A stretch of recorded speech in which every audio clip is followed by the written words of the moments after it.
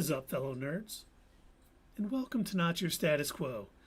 Tonight, we'll be discussing the Season 2 finale of Gen V. Not Gen Z. That's a totally different show. But we will be discussing... But, before we get into all of that fun, Dave, Doug, how's it going, gentlemen? Well, Keith, in the Pillow Talk version of tonight's show, I'm doing fantastic. I gotta say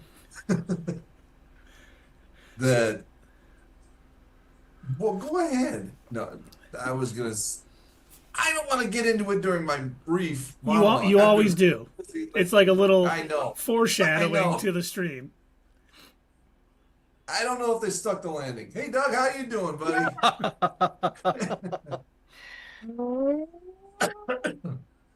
Well, Dave, I'm doing pretty darn all right. I'm just enjoying the cool evening.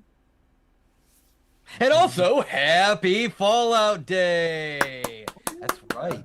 Today is Fallout Day. If you follow us on Facebook, I know that's boomer.com apparently, but if you follow us on Facebook, you would know that we were celebrating that today, and I'm very much in the mood as well. Even though Bethesda was kind enough not to announce a single new thing, because that's the way you succeed in today's day and age. But we're not talking about Fallout tonight. Keith, I believe we're going to be talking about something else, but but before we do that, sir, how are you doing? Well, gentlemen, let me just say that I am tremendous. And on the Doug scale, how do you like my new opening voice as compared to the old "What is up"?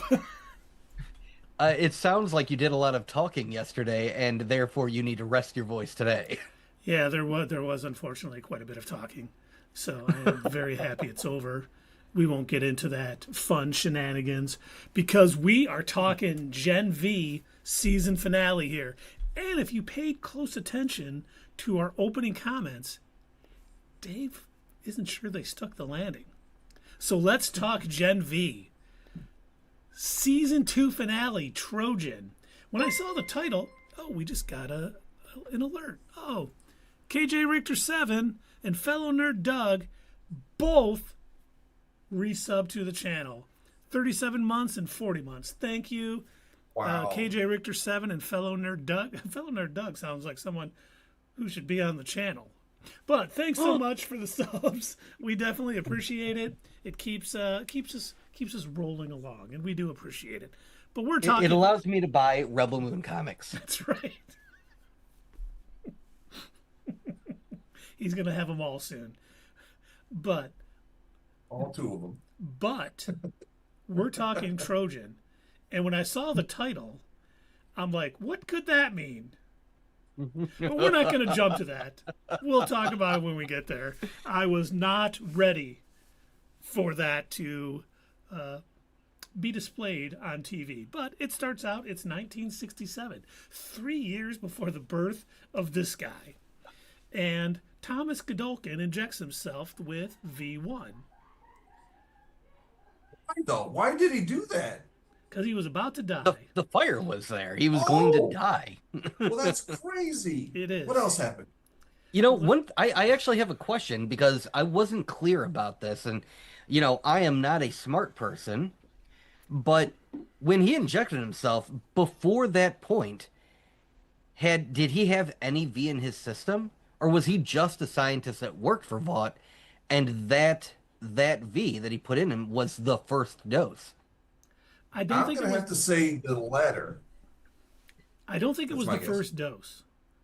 Because I think he wasn't a scientist with Vought. He was the scientist for Vought. And I think it was his formula, and he was working on it, because it was the one we know that was given to Soldier Boy and Stormfront. Mm-hmm. Which is why they don't age. Correct. But I don't think this was the first overall batch. I think he was like, at that point, I'm just going to give it to myself because I have no other chance of escaping out of here alive. So I'm just going to do it. That was the look he had on his face. Yes. Yeah, absolutely. Absolutely, I said. So yeah, it was. I liked the way they handled it. Like he was like in a no-win situation, so he shot himself up with some experimental drug that he wasn't really sure how his body would handle, because we do know that V-1 was not stable, less stable than the current compound V, which was given to people.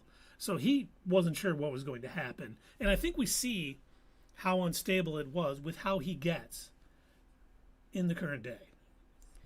Because we jump to the current day, but of course we're not talking Thomas Godolkin just yet. We see Marie, who is too weak to heal Doug, former Cypher blockbuster guy. And Polarity decides to take him to the hospital, so they take off. But Marie... He seems like such a nice dude. Like he's revealing a lot of information while while Marie is trying to heal him, while they're, giving him ice packs and everything. He's laying in this bed, kind of relaying all this information about everything that he's witnessed. Because, like they put it, same exact thing that happened to Jordan.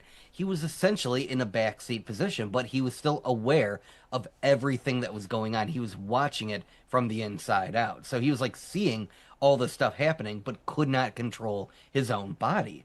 But he's telling them like all this stuff. He's relaying like, I'm not even the first person that he took over. He was originally inside some doctor, and then he made me kill him. Yeah, Dave said 30 years he was. Yeah. He's watched this from the back seat for 30 years. Yeah, that is horrific. And now, as he's laying there, you can see like all the bruises and the damage and everything. It's like, because at the end of the day, again, he's still just a human dude, a blockbuster employee, as you said, Keith. And so, like, he's dealing with superhero shenanigans, but to Cypher / Godolkin, he was just a puppet. He was a tool. He was nothing more. And if this puppet got too injured, he would just go and find another one. Yep. And while I was watching this scene, I was like, they really cannot let him live. No. But we weren't sure how. And unfortunately, we had a little cameo. Little Black Noir II kind of guts Doug, not our Doug, but the Doug, blockbuster Doug, and then kind of knocks out Polarity and catches him. And I think one of my favorite lines in this episode was when Polarity's like, "Wait, when did he start talking?" Yeah. Because nobody seems to be, and that was probably one of my favorite parts about when they replaced him in The Boys. I think we were all, when we saw the previews, we're like, what the heck is going on?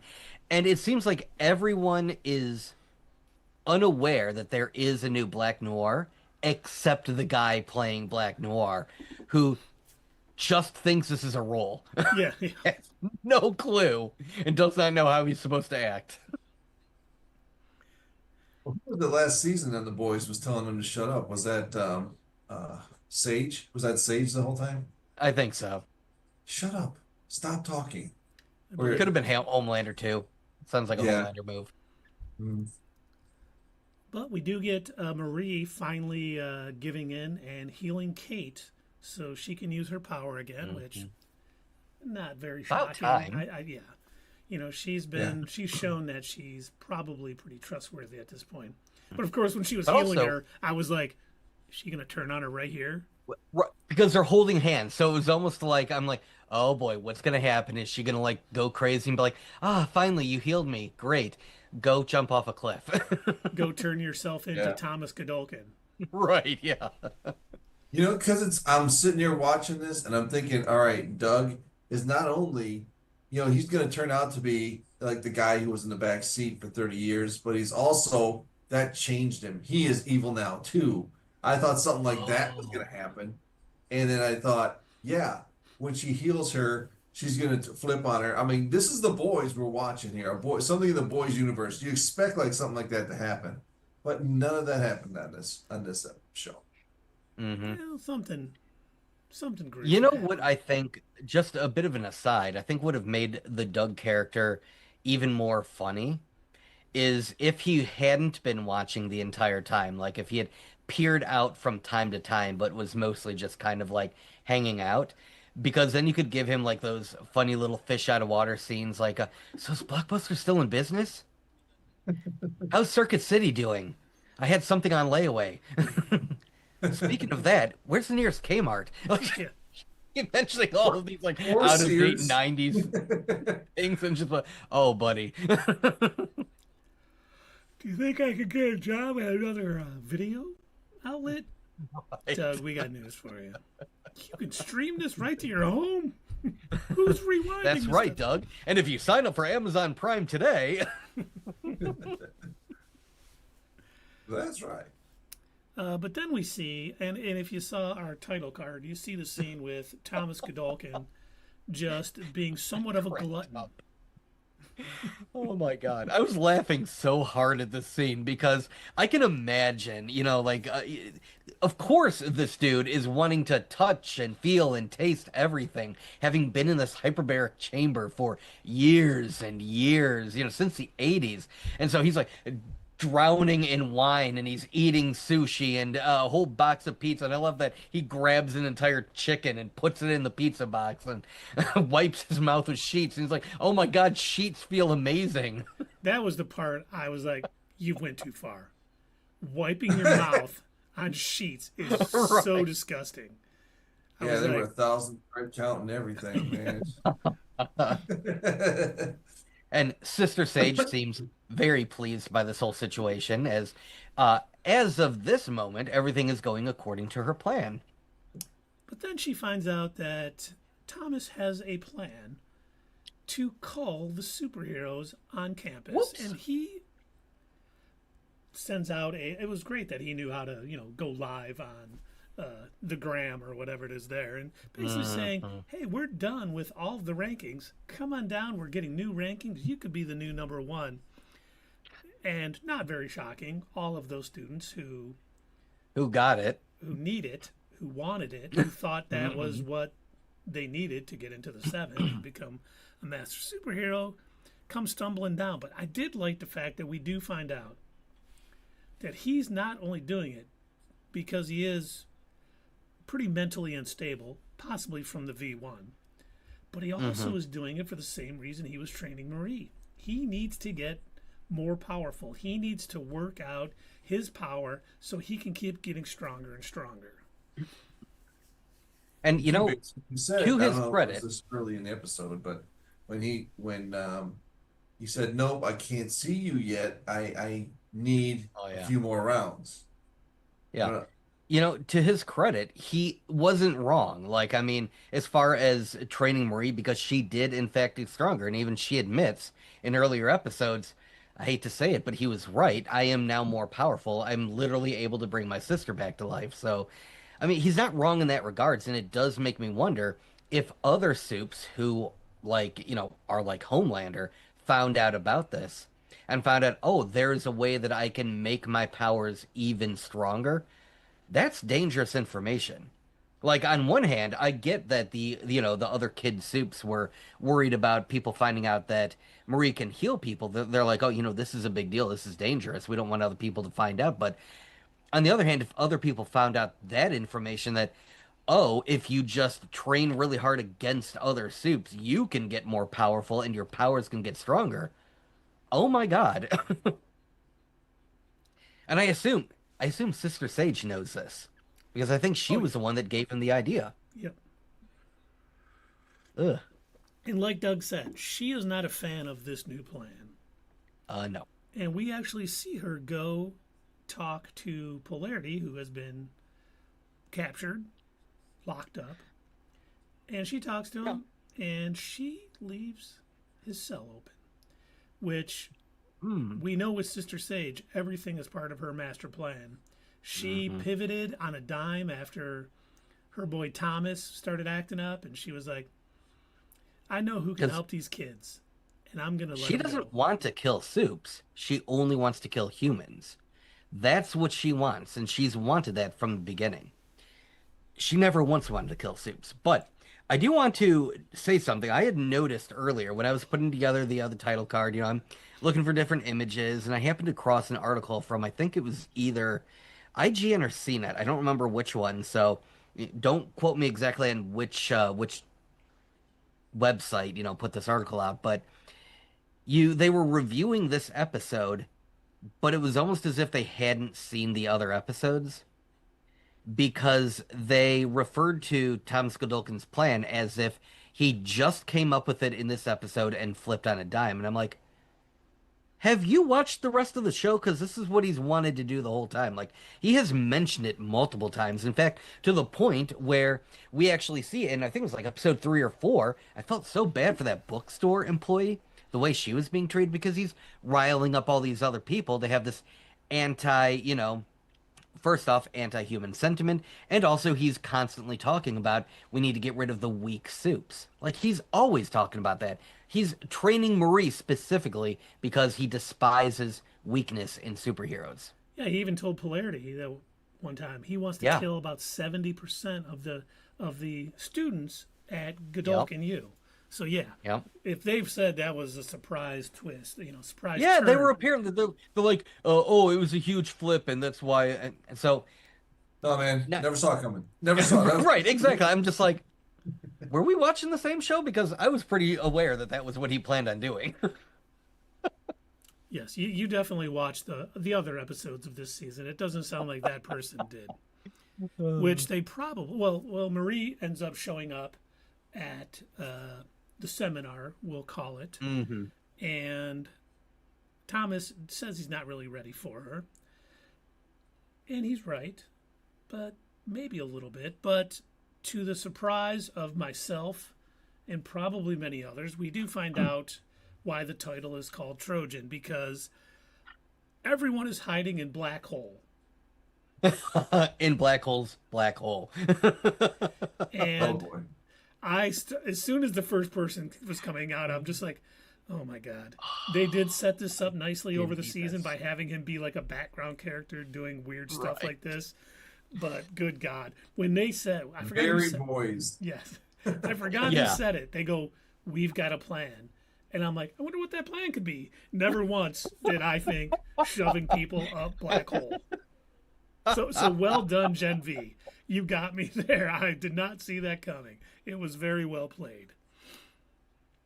Also, going back a little bit, I forgot about the one Supe because, again, he's another one of the little background characters. I forgot about the dude who apparently has roofie powers. Oh, yeah. Well, he was in last season, too. Remember? He had a bigger plot, a bigger thread in last season. But, they basically call him Roofie. And, it was nice. We didn't really see him use his powers much because we know he was... Well, we won't talk about that. But he did finally use them this time against, Emma and... What's his name? I can't remember. Sam. Yeah, Sam. Thank you. And they're like, oh, my God, we got roofied. And I was like, that's so great. Not that they got roofied, but how the scene played out. They're like, we got to... And then they're like, oh, we got roofied. Hey, you got a dick on your face. Yeah. You too. And the guy standing there. Yeah, it's some of my finest work. Some of my best work, yeah.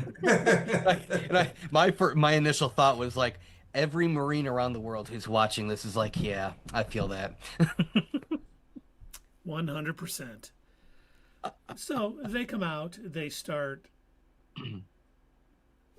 fighting with the people that, Godolkin has control. And he even said, I'm controlling all of them at once. I'm gaining in power. I'm doing this. And then once again, Harper comes out, touches him, and she can now mimic his powers, and she takes him over. Which, holy moly's, I didn't know that she was that strong. Well, yeah, she's almost for that moment level. she was. She said that she couldn't hold it very long. It was like, what, didn't they say like a half an hour at most or something?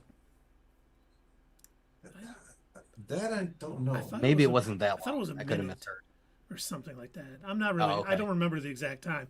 But the fact that she can pretty much take any power, I think definitely classifies her as almost an Omega level superhero because... Oh, yeah. Well, not only was she able to control him, but then she was able to control all the other kids through him, which, Yeah, I mean, just that's like he wild. did That's cool. through, like he did through Doug. Yeah, exactly. Yep. Hmm. Now, what's that called? Because there's an X-Men who has that power, and who else in the Who DC can has that puppet power? people, or are you talking about someone who can steal powers? Can leech their powers. That's Rogue, Rogue. right? No, Yeah, it's And Rogue. Rogue. then who Well, was Rogue if she touches somebody, but oh my God, what's his name? There's a guy in the X Men who, if he's around you, he can mimic your powers, and I can't remember his name. So if he's running around with like Cyclops and Colossus and Wolverine, he can use all their powers. I can't remember his name.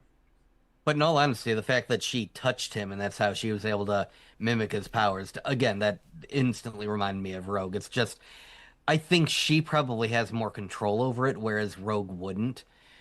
She's so afraid of any kind of touch, where it seemed like Harper, she's able to turn it off and only activate it when she wants to, which, again, I guess goes to what you're saying. She's potentially Omega level. Yeah, yeah, and she ends up letting go of all these students that he was controlling, and they're basically about to end him, and he gets control back, and he ends up controlling Marie, who starts looking like she's going to murder a lot of people.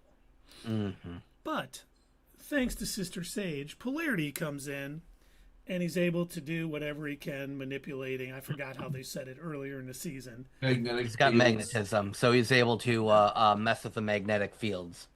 He's like The not the as powerful Magneto. the neutrons are jumping from Yeah. science. So he's He, able. he's science, bitch. So he's able to remove that control from Marie, and Marie comes up and head pops him. I thought for sure. She like upper torso popped him. I was just like, oh, and then like zero reaction from her that she murdered a man. Well, she wanted to murder the man. Very, very, very in style of the boys. Yeah, he probably deserved it, but Yeah. I thought for sure Sam or someone else was going to come up and finish the job and be like, you better toughen up and be able to finish the job next time. When she did, I was kind of like, whoa, okay. She's definitely, where is this going to go with her? What's next for Marie Monroe? Because, He's ready to face Homelander. yeah. Now, Polarity does tell the kids, get out of here. You better run. I'll stay here. I'll take the heat, which I thought was fitting for his character. He talked with Doug in the car about how he lost his wife, he lost his son, and he really got some closure with Doug when he was like, your son was really a hero. And I envied him, and he really did everything he could to help his friends. And, he was top notch, a superhero. And I think that really, Those were Doug's last words. yeah, Yeah.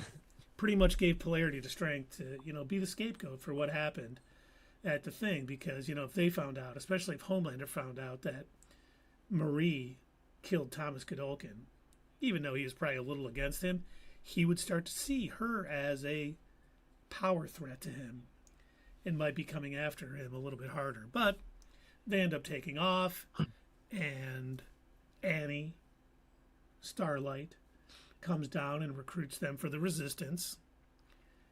And it was funny, too. How did you find us? Well, I just searched the 250-mile radius Right. around the school. Like, and it's you weren't that hard to find. And that's like, obviously kids, they think like, okay, well, we've been driving for a little while, let's stop for a pee break and not attempt to hide at all. And literally, Annie's like, yeah, you were like just down the block, all I had to do was fly over and I was able to spot you. Any soup who can fly could have spotted you if they wanted to. And then the big reveal. A-Train. as Did joined the anybody expect Resistance. A-Train to show up there? Yeah, I didn't see that coming. Well, I didn't expect him to show up in this episode, but I did kind of assume that he was going to be part of the overall resistance. Me too, but I expected to see it. It was. I Yeah. hope they go back and they show how he how joined he up with them. joined, what happened, what finished it off, because we could see all last season of The Boys. He was Oh, yeah, being there was pushed that plenty way, of moments. but he wasn't brave enough to do it yet, for lack of a better term. He didn't have the guts to really turn completely against Homelander and the Seven and everybody else. He was definitely being pushed that way and leaning that way, but I'd like to see what finally happened. They may not show it, but it was I was pretty surprised to see A-Train as another cameo here. Starlight, I kind of expected it because she's kind of the face of the Resistance in the Boys universe. So it was nice seeing A-Train and kind of learning that, hey, season 5 of The Boys is definitely going to have some Gen V storylines kind of come into play. They're merging everything together. All the storylines are coming together. My initial thought, I don't know if this was just like maybe a bit of hope or I don't know. I don't really know what I was thinking, but when Polarity said that he was going to stay behind, my initial thought was, oh, okay, that way if they do another season of Gen V, they've got him who maybe he'll be the new dean or something, and they'll introduce new heroes. And then I'm like, oh wait, no, they're not bringing this back. And next season of The Boys is the end. So, but I don't know. Who knows what Amazon will do? Maybe they don't want to lose this cash cow. And then I was reminded when all the credits rolled that Sony also has their hand in this too, and Sony loves to just milk their cows and ruin them. So I don't know. Maybe we're gonna get another season of Gen V after The Boys ends, and it'll be like Gen V new semester or something like that. Well, we do got that prequel coming up with Jensen Ackles in it. Yeah. Oh, that's right. I Is forgot it all about that. Vought Rising? Is that what it's called? Yes, that's what it is. I forgot all about that. Yeah. Isn't Storm? I think Stormfront's going to be on that show as well. Ooh. Okay. Well. So if you're not seeing enough Nazis out currently, and, Right. I was about to say, I'm like, oh God. I mean, I think like a lot of people can just look out their window, but sure. Yeah. But the showrunner did say that they do have a way to continue this series. He doesn't know if it's going to happen yet, but he says we have a plan if it does. And I don't know if it's going to, because it does seem, I could see both ways. I can see them ending it because it leads into The Boys. It's going to be, the 5 seasons of The Boys and the 2 seasons of Gen V is going to be this sort of expanded story. We see how it all ties in. They've said before that you don't have to watch Gen V to enjoy this final season of The Boys. But I think it's going to be hard. Think you would do. Especially if Marie plays a big role, and her and Homelander being the only two who survived Odessa. I mean, all of a sudden, you don't see Gen V, and all of a sudden this powerhouse Soup just comes out of nowhere and is taking on Homelander, if that's what happens. I would be a little bit like, okay, that didn't make a lot of sense. Who is this person? How did they just all of a sudden become so powerful? So I don't know if they was just saying that. The one thing that I am worried about, and this could be why they were saying it, is they may be giving the Gen V kids more of a back seat in The Boys' final season. They may show up, help out, but they may not necessarily be the ones going up against Homelander. I think that would actually take away from the overall show. And in all honesty, I feel like it would need to be Butcher that goes up against Homelander. It wouldn't feel right otherwise. And I've said before, I think we've all kind of thought this, with Marie's power to heal, she may heal Butcher from that Temp V sickness, and he may be able to power up and take on Homelander, which would make a lot more sense than having someone from another show come on. This has been building up. Yeah. All the things, I think we know. It's always been Butcher versus Homelander. Yeah, that's the main focus of the show is those two. Homelander with what he did with Butcher's wife, had a kid with her and everything. It's definitely going to be those two squaring off to finish it off. But Marie may be able to help him get over the sickness, so he can take him on. That I could see, or just help other people and be a background player. It'll be. I'm looking forward to it. I mean, I know Dave said he didn't think they really stuck the landing here. While I don't think they 10 out of 10 did, I enjoyed this episode. It was entertaining. I didn't look at my phone. It was, a lot going on. Black Noir II showing up, and how completely ruthless he was. He just executes Doug and grabs Polarity. he's just kind of like Doug said. He thinks he's playing a role, and Yeah. I don't know if he's so mentally out of it he doesn't realize I just killed a dude and captured another hero. But hey, it's all fun and games. Maybe he thinks it's a stunt sword. I think they Oh man, definitely hit their finale was better than Peacemaker's. I'll give it that. yeah. Unfortunately, that's a bit of a shame. Unfortunately. Yeah, I mean, there was a lot that I enjoyed about this episode. I liked Polarity's sort of redemption arc finishing off here. He was healed. He got that closure about his son. He was able to, let the kids escape. He'll be the scapegoat for what happened. I like Sister Sage's turning on Godolkin. Like, it wasn't just something. They had this planned out. He kind of had a different plan. And when she found out, she didn't waste any time going, well, maybe this will work out. She's like, nope, I have to do something to stop this. And her letting Polarity escape was exactly what the kids needed to get through this. And, Being as smart as she is, I think that was she already had Plan B set up. Like when he Oh, said I'm that, she sure. was like, "All right, Plan B. I'm just moving to Plan B right now because that's some bullshit." oh, she definitely had that in her head mapped out. If this happens, I got to go this route. And it So happened. I'm curious about that. I think it was her that sent Black Noir 2 after them because that was the entire part of the plan. Oh, she I don't did. think okay, I was gonna Yeah, say I don't think Godolkin Thomas wouldn't. Godolkin had any part of that. He wouldn't have the Hmm. authority to send Black Noir after anybody, but Sister Sage That's definitely would. Yes. And I think at first it was to shut Doug up, who obviously knew 30 years of what Thomas Godolkin did. And then capturing Polarity was just to keep him quiet if they needed him to, because he's a pretty he can be pretty powerful and do a lot of things. And when she found out Marie healed him, Yep. she was like, okay, this guy could be a problem. But once again, she's okay with using anybody as a chess piece to get done what she needs to get done. And she honestly probably took him off the table because he went, helped the kids out, and now he's taking the blame for it. So he's probably not going to be roaming free at the beginning of season 5 of The Boys. No.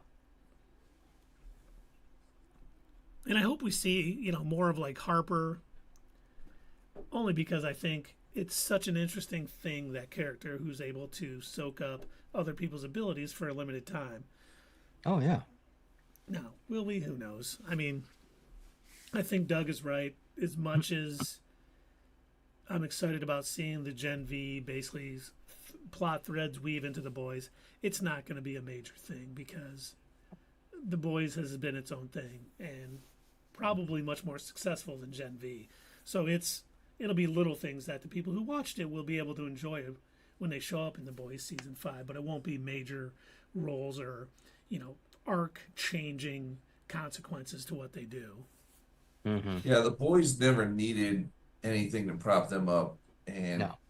all the cameos that they're having in Gen V, they seem to think that this show needed some propping up with boys characters. I personally don't think it did. I think it could have stood on its own without the cameos, but they did help, I guess.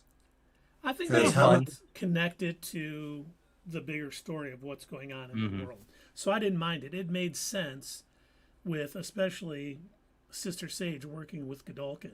She would have that power to bring in. And of course, if someone is,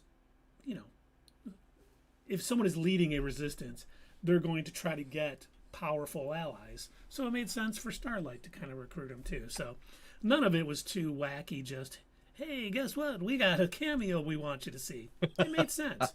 Made sense to the story. So I enjoyed it. See, that's exactly the opposite of how I felt at that last scene. I thought that was cameo village. I mean, the lines. This is why I said they might not have stuck the ending. The lines that they said and the faces they looked at, like it was like the end of Age of Ultron when they're like lining up the new Avengers and they're all just turning it at the moment their name is spoken. Hey, look at me, I'm a new Avenger. I was You gonna know, say that it felt like a Marvel show or movie or something. Yeah, like they're all showing up and they say that they don't say anything like um earth changing. It's just you want to join the resistance? Come on, let's go now. Here's somebody you didn't know was involved. Here he is. Hey, thanks guys. Hey, shitbirds. That I thought it was really corny, but that's all. I thought the scene could have played out better, but I didn't mind them showing up. Same. And now, That's about half my review right there. yeah, really, really. But I am looking forward to. We talked about Vault Rising, and seeing Godolkin using this V-1 and what's going on.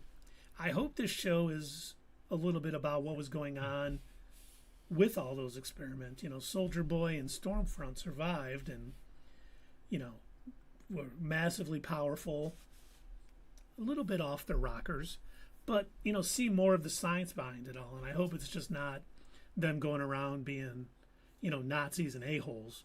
I hope there's a little more stuff to it. But I think some of the stuff we saw in this season is going to help set up Vault Rising and what happened in the past and how everything happened. Because that was 1967 when Godolkin was killed. I don't know when Soldier Boy and Stormfront got their powers. I was trying to find it, if there was any indication of when that was. Because Stormfront, I thought, was back in Nazi Germany.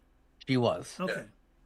Yep. Because she showed pictures to Homelander, and I think even he was like, okay. And the original Black Noir's there, so he'll be on that show. Yep. Of course, not speaking. Yeah, because of course. Black Noir served with Soldier Boy. Yep. Served. And I wonder if we'll see some Project Odessa hints or things. Like maybe, Maybe. you know what? Soldier Boy and Stormfront aren't exactly what we want in a superhero. It's hard to control someone who is of their mental stability, we'll say. Let's start a new project and see if we can get something going. And then obviously we know Homelander was from, I think, the 80s, and then Marie was from the 2000s, I suppose. I don't think she's much older. So that's a lot of time frame that Odessa was going on and trying to get stuff. I don't know how long Vault Rising is going to go, but hopefully it covers more than just, a few years. It'll be nice to see. I think there's a lot they could do well with that show. But who knows?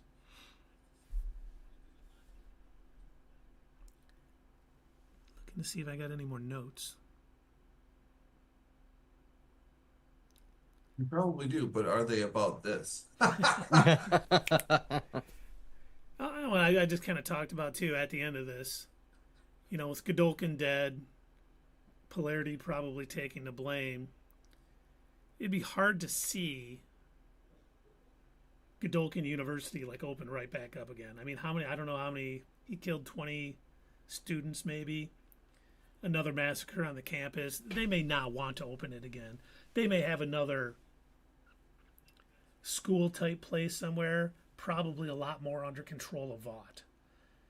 Because a lot of bad things happened at the school. The first season they had the sickness that they were trying to kill all the superheroes and Homelander. Now this season, Godolkin's trying to kill a bunch of Supes and try to get Marie and his powers good enough to take on Homelander. Homelander's not going to be too happy with that. And obviously we still have Stan Edgar running around. You know what we honestly really need to see? We just saw, an entire series made about superheroes in college for superheroes. But one of the things I kind of hand wave over is, what are all these, people who have been injected with Compound V? What are they doing in grade school and high school, especially when they're, more hormonal and more, prone to anger? I'm curious about those kind of stories. I wonder if that's another direction they're going to go in. Are we going to see more of these Supes when they were younger and see, what sort of horrible things they were doing because there was no control structure? Or do they have some sort of, superhero school I don't know, superhero daycare or some shit. Vaught daycare. Oh, God. That would be awesome. I mean, we saw in that Years. we saw in that one episode of The Boys when they grabbed the baby out of the incubation pod and then used it like a laser. I mean, if you've got a baby who can shoot laser beams, it's dangerous if you don't have some sort of control over it. Just like Jack Jack from The Incredibles. Yeah, yeah. The only He other had it thing, under control the first minute. He knew what he was doing. Jack Jack is far advanced beyond all of us. agreed. The other note that I wrote here was I enjoyed Emma finally being able to control her powers. Mm-hmm. That was a nice little. They didn't linger on it too long. You know, she grew to immense size and was able to shrink back down without any Boom. self harm or yeah. Loved it. So yeah, it was nice. Emma's much more in control of her powers, probably with all that she's went through, plus Harper when she took her powers, and she's like, "Wow, you didn't have to do anything I did." And it's like, yeah, you just got to use your powers, and I think that helped her get over the mental hump of, you know, having to overeat to grow or purge to shrink. So I also like how they don't go the DC or Super Friends route where she just has magic clothes that grow with her. Like the consequences of her powers is every single time she shrinks, she's got to wear doll clothes, or when she grows, her clothes tear, and then she's got to get new ones and everything like that. But I tell you what, it would be kind of funny if she did show up in The Boys and they gave her like the cheetah print like dress like what Giganto wore. that would be fantastic. Or speaking of fantastic, she gets unstable molecules uniform, so it shrinks and grows with her as she wants. There you go. But I think The Boys will continue the route of, hey, she grows too Oh, yeah. big, her Of clothes course. rip off, because this isn't a PG show. And then I can totally see Huey being like, oh God, no. And You're Andy Billy looking Joel. at him like, what are you looking at? But yeah, overall, I think this episode was fine. It does lead into The Boys season 5, which I was kind of hoping for like a post-credit scene of something for The Boys season 5, but we didn't get it. But that's fine. That's fine. We can wait. It's not a big deal. But do you think we should rate this episode now, gentlemen? I kind of thought you were like getting right into your rating. Yeah, but we were already through that. We're just gonna throw numbers out from now on. The rest of it we already talked about. Yeah, we'll start the stream. 2. Okay, over. Good enough.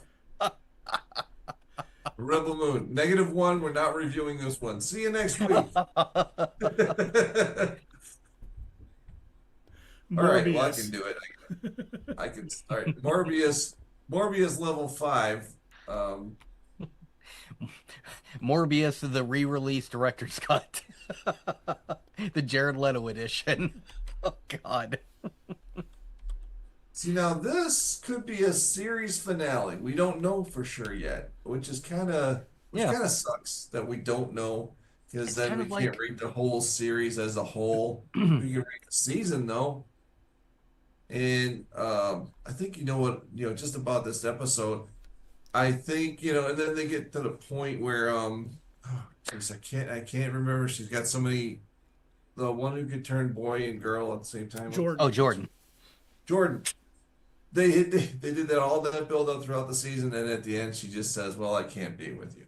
A typical superhero thing, So, I liked the scenes where Godolkin was trying to get stronger, but to me it seemed like they maybe should have spent like 2 episodes of him being free as Godolkin, so you could see a little more, maybe more damage that he was doing. Because to cram it all into one show, it seemed kind of, squeezed in there to me. It seems like it could have been longer. They could have developed that a little bit more. It would have been a little more fun for me anyway. When they got to that last scene where the A train showed up and Starlight showed up. Like I said earlier, it seemed like just a like a kooky scene you would see at the end of a '90s superhero movie. Like, oh, let's go get the bad guy for next time, you know. And here's somebody else, you know. And it was just that was a little too corny for me for this episode, and it seemed like it ended fast. I could see like what Sage was doing, and you know, at the same time, she made the decisions very fast. She would have had to, like, you know, since she is the smartest person alive, she would have had to have that as a plan B. So, I don't know. This episode, for me, I'm probably going to give it a 7. It was really, you know, it's not as bad as I said it was going to be. I mean, sticking the landing and all. And for the entire season, I'll probably also give it a 7. I still liked it better than season 1. Definitely, for sure. Yeah, you know, this episode wasn't perfect. It had its flawed moments, but it was enjoyable. I like watching this episode. I was watching it late at night after some fun in the sun at work all day, dealing with our partners and talking and having to be on for like 10 hours straight. And I enjoyed it. You know, this season did it had a lot of good writing. They showed you things that mattered later on. Nothing came out, while it may have been surprising when it happened, it wasn't anything that was like, well, that came out of nowhere. They set things up really well. Now, was it perfect? No. You know, I do kind of agree with the fact that they had to get Thomas Godolkin early before he could train and become too powerful. So I didn't mind them kind of handling in this episode. But this episode did feel rushed. Like, we had so much happen. You know, he's like there, he calls a seminar, he's killing students. Sister Sage is able to send Black Noir to kill and capture Polarity and free him and get him there in time so he could get out. You know, while they've done a really good job of weaving these threads together and making it feel good, they probably could have used one more episode to kind of get through all of this that they needed to get through and make it feel a little more organic and not so rushed. But still, overall, it was enjoyable. I'm going to give this episode a 7.5, and I'm going to give the season a 7.3. I do think they definitely tightened up the writing from season 1, where season 1 seemed, I don't want to say sloppy writing, but it seemed like they didn't have a master plan for the whole season, and they were just kind of going different directions all the time and then just ended it with Homelander showing up. Where this definitely seemed like a complete season. And I could definitely see myself watching it again. If I can find the time, watch all the boys and all the Gen Vs before the final season of the boys would be a nice thing to do. Right on. Yeah, you know, I agree with you, gentlemen, pretty much. I did also feel like it was rushed. To me, it almost felt like they ran out of budget, because I think the biggest problem with this wasn't for me that they didn't really stick the landing. For me, you know, with the ending there, I I was fine with the ending. It served its purpose as essentially a bridge to the next season of The Boys. But where I felt that it dropped the ball was at no point did it feel like there were any stakes. Everything did feel so rushed, where rather than having Godolkin call a seminary, I was hoping to see a continuation from the previous episode as he's wandering across the field. I wanted to see him, you know, actually being a menace, being a threat to where, oh my gosh, we've got to do something about this guy. But at the same time, I understand why they made the overall show decisions that they did. And it really does boil down to that this just served as an entryway to the final season of The Boys. It was not supposed to do anything other than that because none of the main core characters died. You know, the only people who suffered in any way or potentially died were inconsequential characters. You had Doug, who is no longer Cypher. He died.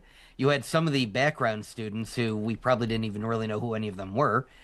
Potentially some of them died. We really didn't see. A lot of them were just kind of laying on the ground. And then, you know, we finally had Godolkin die at the very end. when combined, our powers combined, we had all the kids coming together and working as one team, which again, just setting it up for the next season.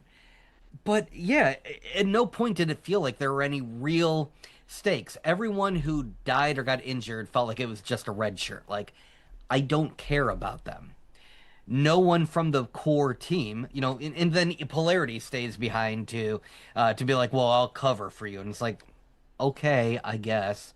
It'd be one thing if you were setting this up for another season of Gen V, but probably isn't going to happen. But I do agree. Overall, this season was far better than season one. And I liked season one. I really did. But I don't think they really knew what they were doing. It seemed like they were trying to add some mystery aspects into season one. They were also trying to copy a similar formula as The Boys by adding as much, gross out blood humor and everything that they possibly could. But it didn't seem to have much of its own identity, whereas this season it really did. But I will also say that one thing that they did very well in this particular episode, it felt like it was a memorial for Chance Perdomo, who passed away, unfortunately. Because the way that they were talking about him as being, he was a true hero, the way Doug was talking about him in the car to Polarity, the way that other people were talking about it, and you kept hearing it mentioned throughout this episode, it felt like they were saying their final goodbye. Because, again, this is probably the end of Gen V. We're most likely not going to get another season of it. So it seemed fitting that they would finally do like a bit of a, he was a great guy. Everybody loved him. He helped out his friends. He was a true hero. Like they just kept using these ways of speaking very highly of him, and that did feel nice. I liked that. I'm glad that they did that because we heard a little bit of it scattered here and there throughout the earlier parts of the season, but this episode really nailed that home. But everything else, it felt very rushed. I liked it. Don't get me wrong. It was a good episode. I watched it again. I also didn't have any phone moments, but I needed it to have more gravity, and it didn't. And that's because I don't think the creators, the directors, the writers, I don't think they needed it to. So rather than thinking like an audience member, somebody who's going to watch it, they were thinking strictly like a production team using this as a pathway to get to the other show. So for this, I'm also going to give it a 7.5. I was almost going to give it a 7, but like I said, I really enjoyed the, pointing out what a great guy Chance is. I thought that was really nice. And honestly, I kind of liked the ending. As corny as it was, to me, it didn't really feel like a 90s thing. It felt like a modern Marvel movie just because, you have him zoom up and he's just like, yeah, all right, let's go. I'm part of the team. And Starlight, let's get ready to join the Resistance. I'm like, God, that's the stuff that The Boys makes fun of. Like with the girls get it done tagline. I mean, it felt very much like if this wasn't connected to The Boys universe, The Boys would make fun of this. And I hope that in the next season of The Boys, I hope that, oh my gosh, why did his name just leave my mind? The Speedster. A-Train. A-Train. A-Train, thank you. I hope A-Train, walks up, he's reconnecting everybody, and you should have heard her, let's join the Resistance, because that would totally be something they would do in The Boys. She'd be like, "Oh, shut up! You ran up like you were doing a cameo," and he's like, "Well, I was." Seriously. What's up, shitburgers? Wait, they still joined Right. after she said that? Yeah, they still joined. Seriously, creators, directors, writers of The Boys, if you do not take this opportunity and you don't make fun of your own horribly corny ending to a show that is in your universe, and you're dropping the ball. You've got to do that. But for like I said, for this season, or for this episode, I'm gonna give it a 7.5. But for the season overall, like I said, I think it was very well done. I'm gonna give the season an 8 out of 10. I would definitely watch it again. I liked it. I thought it was better. It was more it felt like they knew what they were doing. It felt like rather than, putting together a big old boiling pot of whatever they could throw into it and be like, okay, here's a little bit of The Boys. Here's a little bit of a Stephen King movie. Here's this, here's that. And then let's stir it around. Okay, we've got Gen V, I guess. It was like the first season they didn't really know what the heck they were doing, and I liked parts of it, but a lot of the rest of it was just, like I have not gone back and rewatched season one. I don't know, I haven't had a desire to, but I probably would go back and rewatch season two. I just enjoyed it more. But yeah. So now I'm just looking forward to the boys. Can't get here soon enough. I don't think we've gotten a release date. Not that I've No, I don't seen. think we have either, and that's probably why we didn't see an end credit scene for it. Most likely because they're most likely still filming it or something. All these streaming services take forever to do anything anymore. I thought it was coming next year, but No, it is coming in we- 2026. I just didn't see if it's like, we already know March 4th is Daredevil Born Again season 2, and I know it's also coming in 2026. yes, please. Let me tell you. So, the 4th of July. Okay, And the greatest UG of the flying dinos. we'll be on the lookout for that. Thanks, buddy. It'll be is that official word from Not Your Status Quo right there? Yes, it is. That's I cannot wait By the way, Smart- for him to be a teenager and bring his girlfriend over to meet you guys and for you to show these old YouTube videos to him. I cannot wait to. It's gonna be good. Sully, this is us from the past. You're gonna love it. Hey, Sully, I thought you had a girl. Where'd she go? Ah! Why are you home? I thought today was prom. You showed me the videos, Dad. They put it on the screen at prom. Man, I would do that to him. No, but his sister might. Yeah, no, that's true. That is very true. Now, anyone out in the chat, if you want to give us your, Gen V season finale and entire season 2 score on the Doug scale from 1 to 10, 5 being average, please do so. But I have to ask you, gentlemen, I don't know how much you've been paying attention to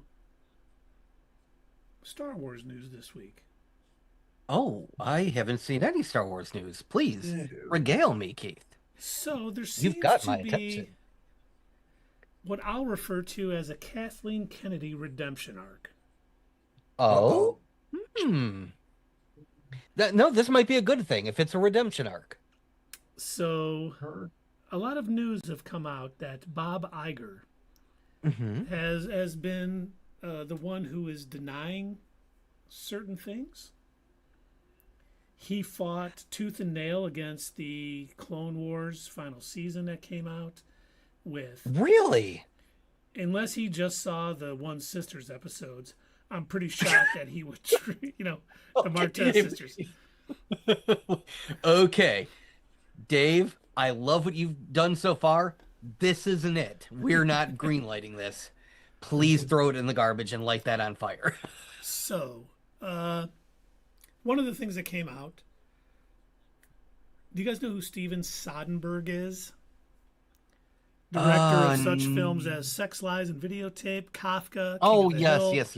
Out of Yeah. Sight, The Limey, Aaron Brockovich, Traffic, Ocean's 11, Solaris, Ocean's 12, Chi, The Informant, Magic Mike, that one's for you, Dave, Logan Lucky, Let Them All Talk, Kimmy. He's directed a ton of different films. They're indie dramas, they're heist films. He does experimental projects. He does a lot of things, and they've mostly all been good. I'm a fan of Especially Magic Mike. Especially Magic Mike. Salma Hayek was in it, so it ain't all bad. Him and Adam Driver developed The Hunt for Ben. This I heard about. I know what you're talking about. I'm kind of with Bob Iger on this, but please continue. Well, they developed a Hunt for Ben Solo film that Lucasfilm loved. The script was done. Soderbergh and Adam Driver were ready to do it. And even though Lucasfilm enjoyed it, Bob Iger put the kibosh on it. Yes, but do you know why? Yes, because they said, why is that? Why is Ben Solo still alive? Exactly. They wanted it to take place after the Rise of Yes. Skywalker, which doesn't make... First off, okay, if you're going to tell me that the Rise of Skywalker is no longer canon, you're going to wipe it from our memories, it doesn't exist, fine. I would love to see this movie. But unfortunately, y'all let JJ make this trash pile, so now you have to live with the consequences. I'm sorry. It does sound like it would have been fun, but I do not want another somehow Palpatine returned. I don't need a somehow Kylo Ren returned, who literally disappeared. He vanished. He didn't just die, he vanished. He vanished into a bacta tank. Once again, I am willing to pretend the Rise of Skywalker never happened. I'm okay with doing that. I do it every day. I have not watched it once since we saw it in the theater. I have not rewatched it since we saw it in theaters. So I heard that and I was like, while I get it, yes, he died in the Rise of Skywalker. Who cares? If it's a good movie, let's do it. So I was kind of like, that would have been nice to see. But I get why Bob Iger said it. Yeah. Now, because continuity-wise, it does not make sense. Correct. Do you guys know who David Fincher is? Yes. Mm-hmm. Director, Alien 3, 7, The Game, Fight Club, Panic Room, Zodiac, The Curious Case of Benjamin Buttons, The Social Network, The Girl with the Dragon Tattoo, Gone Girl, Mank, The Killer. Made tremendous, wonderful movies that I love and adore. Mm-hmm. He was in talks with Lucasfilm to direct a Star Wars movie that took place after The Rise of Skywalker. And negotiations unfortunately fell through. Once again, not because of Kathleen Kennedy, but supposedly because of Bob Iger, because of the budget, and David Fincher wanted final cut. Now, that's wrong. That I do not agree with Bob Iger on, because here's the thing. I'm sorry, but Bob is fine for some of the Marvel stuff, some of the Disney Plus shows. You know, that's all well and good. He's reining that in. He's stopping them from putting out nonsense slop. But I think he needs to keep his hands off of Star Wars. We need more creative directors. We need people who are willing to, you know, essentially give us our next Andor. That's what we need. We need people who are willing to think outside of the box and give us something new. So that I disagree with. While I agree with his decision because of the continuity, that's the only reason, with the Kylo Ren thing, this move I do not agree with, and that's, it's not within our budget. Well, you know what? I think you need to spend money to make money, and with Star Wars especially, you will make that money back. If you get David Fincher making a fantastic Star Wars film, and like you said, Andor was so incredible. It brought non-Star Wars fans in. Yes. It hyped up most of the fandom. There was still people who were, that guy wore jeans. That ain't my Star Wars. But no lightsaber in there. What the hell? Critical Drinker didn't like it, and no. They could have gotten people excited again for Star Wars. Yeah. And I thought, you know, I'm not going to go too crazy over them not doing the hunt for, you know, Kylo Ren. I think it's interesting. Maybe they could explain why he's not dead and make it acceptable enough for most people. I understand why they did it. I still disagree with it. But the David Fincher thing, unless he was just asking for a tremendous amount of money that didn't make sense or wasn't, you know, worth, you know, David Boris may have been his agent. I don't know. But I was like, that is just terrible. Looks bad. That, once again, Lucasfilm, and it sounds like all of these different directors that we've heard or projects that were started that never got completed, and everyone blamed Kathleen Kennedy. It wasn't her. Correct. Yeah. So that stinks, because there were so many projects that we heard about that's like, well, that would be cool. And it never happened. Mm-hmm. And it sounds like it was not Lucasfilm's fault. It was more their parent company. It wasn't all her. We don't know about the other projects. True. You know, the reality is they really should. Like, I can understand Lucasfilm, you know, Disney owns it, right? It should be, you know, under their umbrella. But I truly think they need to have a team of executives. I don't think one man should be the one to make the final decision. That just does not seem right to me. Where you've got somebody who probably, he's just an executive. He doesn't know anything about these worlds. He doesn't know anything about, like, what the fans really want. I don't think he would know a good Star Wars from a bad Star Wars. For him to be like, well, it's not in the budget. Now that's not the right way to look at it. You can't do that because do you guys know how Ghostbusters almost didn't get made? No. It was for the same reason. They said, you guys are spending too much money. It's not within budget. We need it to come out at a certain time. We need this to happen. We need that to happen. The only way that it got made is because they made a deal with Coca-Cola. Really? That's where they got their extra money from. But otherwise, that movie might not have come out. And it turned out that it was a box office blast. Everybody loved it.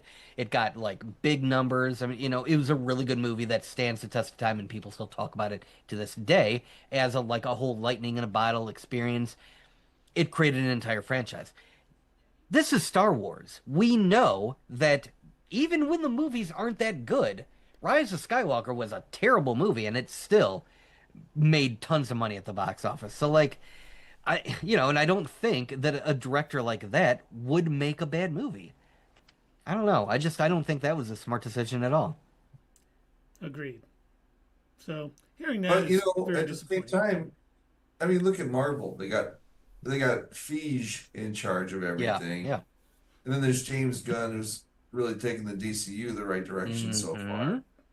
So they would need a Filoni or just to be the guy. They really do. They need somebody to kind of be the guy for Star Wars, and then Bob Iger can keep his mitts off of it and be like, okay, you're the guy, you're in charge of Lucasfilm, or you're the woman, you're in charge of Lucasfilm, whoever it is, you're in charge of that. You make all the final decisions. Just send the paper to me. I'll sign my name off on it. Like that's really how it should be, in all honesty. And Bob Iger has done some good things. He came in and, unlike his predecessor, was like, Yes, slow like, down all the projects. he fixed some of the Marvel slop that was Yep. like they were churning out because they needed content for Disney Plus. I am glad that he did that, but he seems to be doing that now for all the properties. And come on, man. On one hand, you're going to spit out all of these live action remakes of all the cartoons, but you're going to deny a Star Wars? Especially one with, noted directors want to do. Mm-hmm. I mean, this isn't like us showing up saying, we got a story for you. We need $4 billion and complete creative control. How did you guys get in here? Oh, okay. I thought of how they can make the Kylo Ren movie work. So it's not actually Kylo Ren, it is his dark clone, Kylo Ren.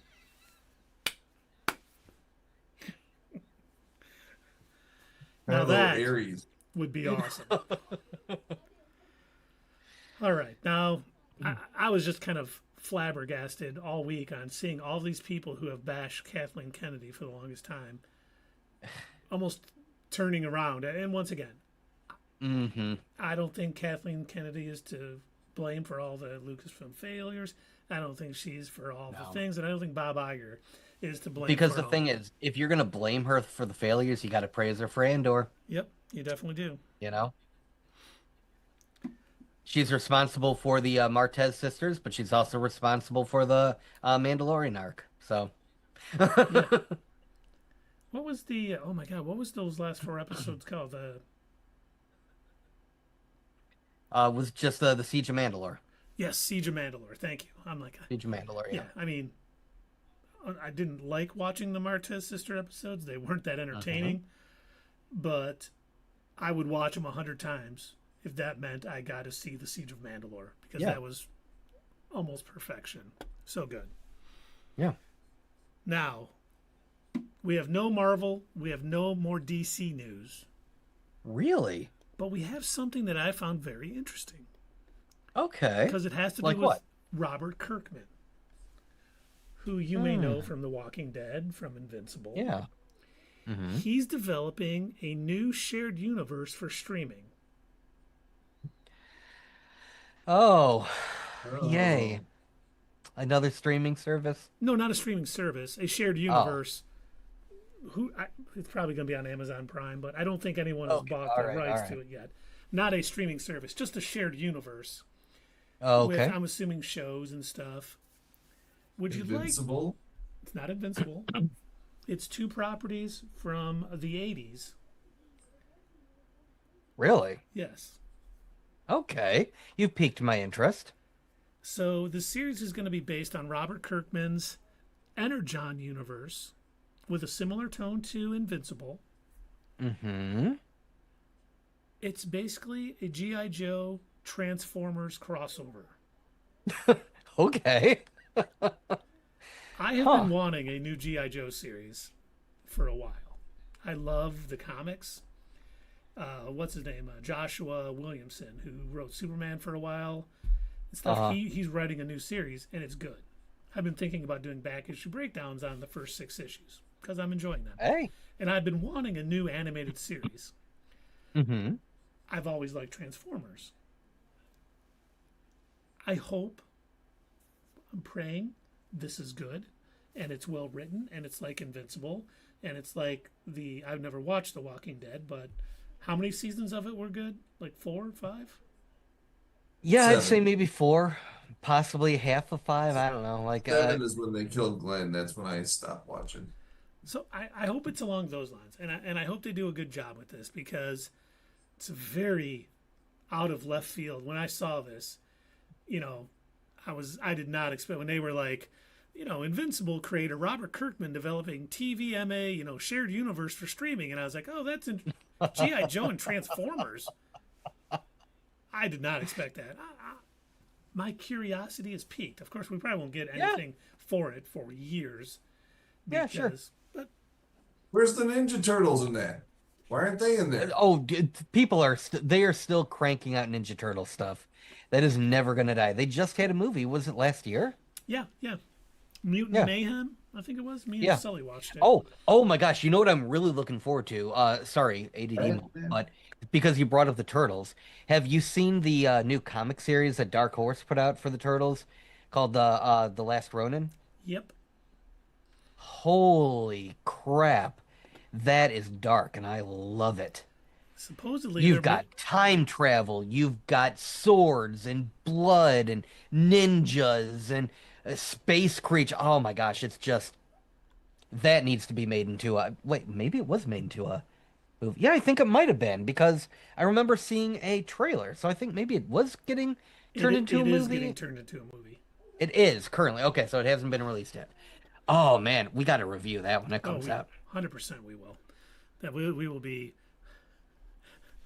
marching outside, cheering, hopefully, hoping it's really good. Now, Dave, what I think you really meant is not that we need more Ninja Turtles. We need the Street Sharks.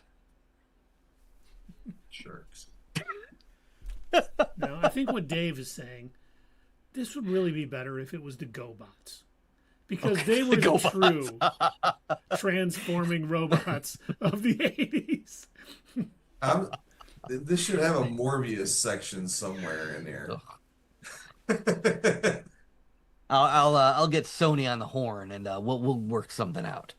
Yeah. I'm sure Jared Leto is hard up for work after after his Tron movie. Right. Did you hear he showed up at a theater to surprise the crowd and it was basically an empty theater, so he didn't go in? Oh no! Oh, I'd be any teenage girlfriend. If right, I was about to say. It was a 30 Seconds to Mars 30 Seconds to Mars concert before the movie. Oh, well, I can't tell if you're joking or not because that sounds like something he would do. No, he did show up at the theater, but he didn't have a concert beforehand or anything. It really does. That does sound like something that like his ego is up there where I could see him be like, come see 30 Seconds to Mars and the premiere of Tron Ares. Tron Uprising Ares. Yeah, whatever. I don't even know what the hell it's called. I swear, it's when I saw the trailers for Tron Ares, my initial thought literally was, oh, it's like the Rebel Moon of Tron. Because Rebel Moon, for all of its faults, every single one, the entire thing was full of faults. At least in some parts, it looked pretty. Like, I will say that that beginning part where they introduce, the first chapter and you see her through the fields and the sunset and everything, it was shot really well. It was a garbage movie with terrible acting and even worse script that did not need a director's cut. but sometimes it did look pretty. And I gotta say that some of the trailer scenes for Tron Ares, it looks kind of pretty. And maybe if there's nothing else on, and if for some reason I have resubscribed to Disney Plus by this point, I may watch it when it comes to streaming, but that's a very big maybe. And it's funny because we hear the same thing about this movie. Looks tremendous. Yeah. Soundtrack is great.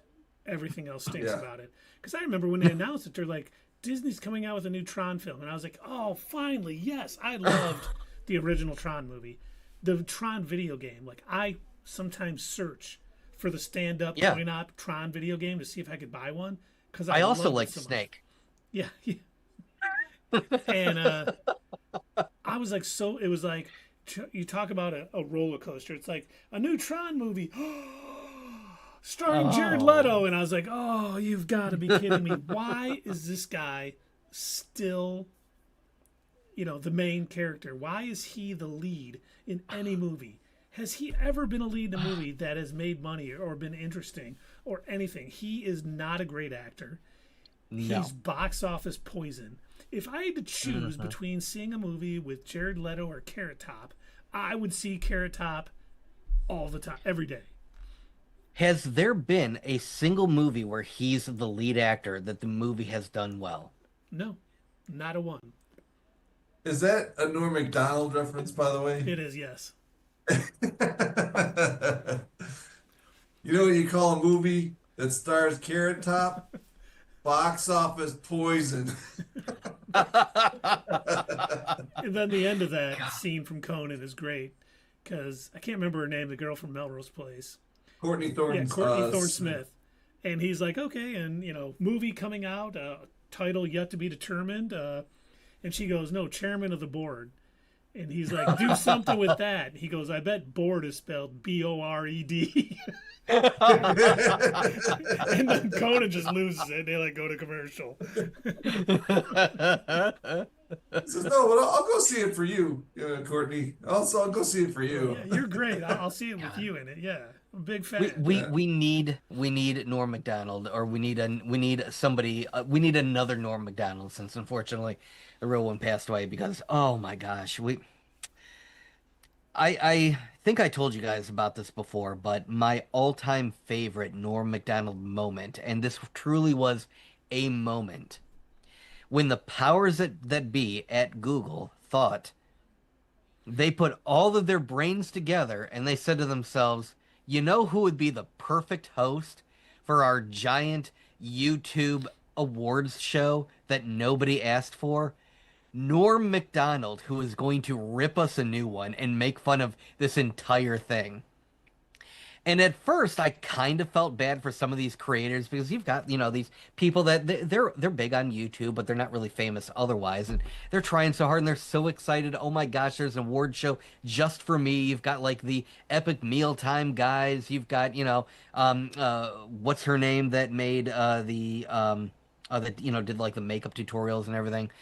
Jenna Marbles? You had, what's that? Jenna Marbles, yes, Jenna Marbles. Yeah, so you had all these people, these big time YouTubers. And Norm does not give a shit. He doesn't know who any of them are. He does not care.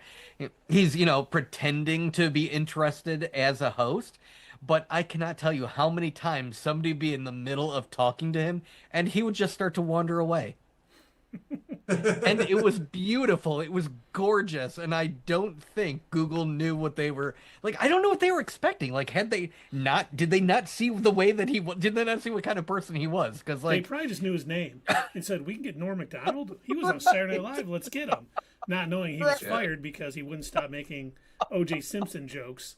And the head of NBC said, oh my God, you can't, O.J. is a friend of mine. Stop making, and the next, every joke was about O.J.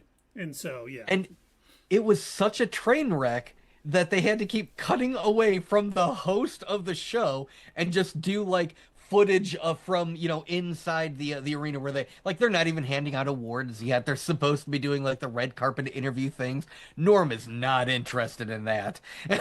He's more, I think at one point he was going over and commenting about the decorations or some plants or something, and somebody had said, oh hey, there's so and so, and he goes, who? Like having Ricky Gervais host the Golden Globes or something. Right? Yes, yes. It's like What? He's the pedo. You're all friends with him. It's not me. Oh, yes. Norm, you are missed. You are a treasure. I loved Norm Macdonald. He was fantastic. And he was right about OJ. Yes, he was. I still laugh. He hosted the ESPYs, which I can't believe ABC let him host the ESPYs because he was like, He was, did? Oh yeah. I didn't know that. And at one point he was like, "Oh, Charles Woodson, you won a Heisman. They can never ever take that away from you. Well, unless you kill your ex-wife and her friend." And he's just like, Oh, that's beautiful. and Norm just keeps going. He doesn't get. He does not care at all. No, he doesn't. Oh man. Well, Oh, that's fellas, good. should we find someone to raid? Yeah, I suppose we probably should. It's getting to be about that time. Too bad Slay isn't on. She's been doing a lot of cosplay lately. I guess it makes sense. It's Halloween. Yeah, true. I didn't think of that. It is late October. Well, we've got Tiny Velker that's on. Laura Dreaming is on. Bubble. Bubble is on. Let's see here. Sarah Jane. Oh yeah, Sarah Laura Jane is Dreaming? on. Yeah. Yeah. Well, why don't we jump on Laura Dreaming? Happy Fallout Day. Yes, let's do that. Good call. All right. Well, Excellent that call. would go along with our message. Yeah, exactly. Now, for those of you that are wondering, what are these geriatric nerds talking about? Oh my gosh, they're blathering nonsense, making up names after talking about some guy that I've never heard of because I'm Gen Z or Gen A, and I've never heard of this Norm Macdonald. I was born after 9/11. What we're talking about is just something that you can do on Twitch. You've been on Twitch before, so I'm sure you've heard of what raiding a channel is. It's essentially where we're done with our stream, but you might not be done watching Twitch. So we're going to head over, keep the party going, so to speak. We're going to go hang out with our pal, Laura Dreaming, who is also celebrating Fallout Day. Happy Fallout Day, everybody. But we can't quite do that on YouTube. So if you are watching us on YouTube, first off, thank you so much. We appreciate it. We love all of our YouTube subscribers. But you know what? YouTube has told us that they prefer engagement over subscription. So if you could like the video, that would mean so much to us. If you want to subscribe and you're not, that's cool too. But, like the video. But very important, please comment down below. And as usual, we'll see you next time right here on Not Your Status Quo. Hey fellow nerds, I hope you enjoyed this video, and if you want to see more of this stuff, make sure that you check out our Twitch stream. We try to do these live Sunday or Monday nights, 8 p.m. Eastern Time. Keep an eye on our social media to find out when you can join in live and chat with us during these live streams. Also, as usual, don't forget to check out our other social media. Add us at Twitter, comment down below, and we'll see you next time right here on Not Your Status Quo.